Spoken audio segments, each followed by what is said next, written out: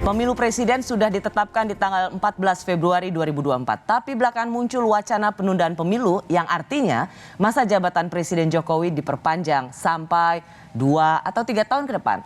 Apakah wacana ini yang digulirkan ini memang bakal terwujud?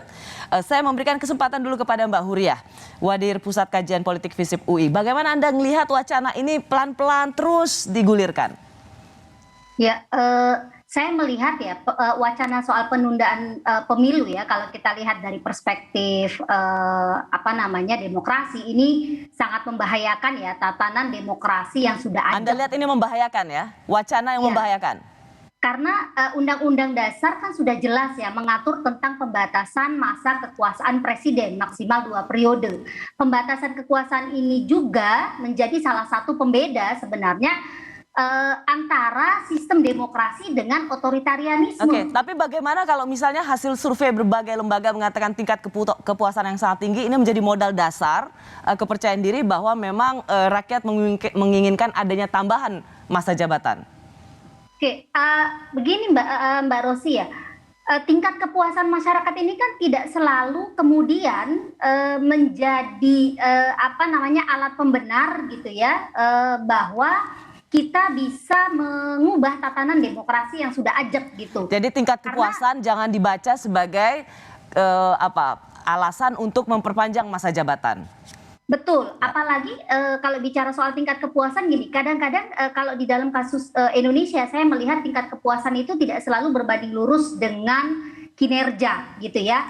Kalau kita bicara misalnya dalam konteks Indonesia hari ini, kinerja demokrasi Indonesia itu kan mengalami penurunan yang luar biasa gitu ya di berbagai aspek kebebasan sipil dan politik. Tetapi survei memperlihatkan bahwa kepuasan masyarakat relatif tinggi gitu. Jadi saya melihat ada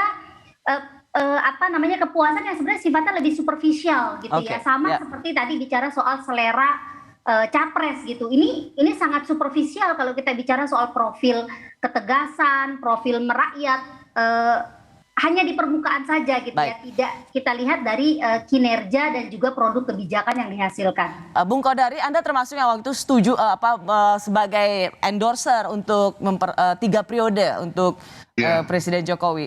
Tetapi itu kemudian sudah menghilang dan sekarang ada wacana baru yaitu memperpanjang masa jabatan. Jadi bukan jadi 3 periode. Nggak menghilang. Kita jalan terus konsolidasi. Jadi yang Anda pilih 3 periode ya, bukan memperpanjang. Kenapa bukan ini yang Anda pilih? Perpanjangan masa jabatan, karena saya tidak melihat pintu masuknya secara legal formal ya. Tapi bagaimana begini Bu, ini sebenarnya bagaimana sesungguhnya kan percakapan ini sudah kita dengar di kalangan elit. Bagaimana kalau ini sebenarnya sudah disiapkan di panggung belakang, jadi sekarang sedang pengkondisian saja? Ya, saya belum melihat ada pintu hukumnya ya. Kalau bicara perpanjangan masa jabatan, saya tidak menemukan pintu hukumnya secara undang-undang, dan karena itu pintu hukumnya harus lewat amandemen. Dan kalau pintu hukumnya amandemen, ngapain perpanjangan masa jabatan 2-3 tahun?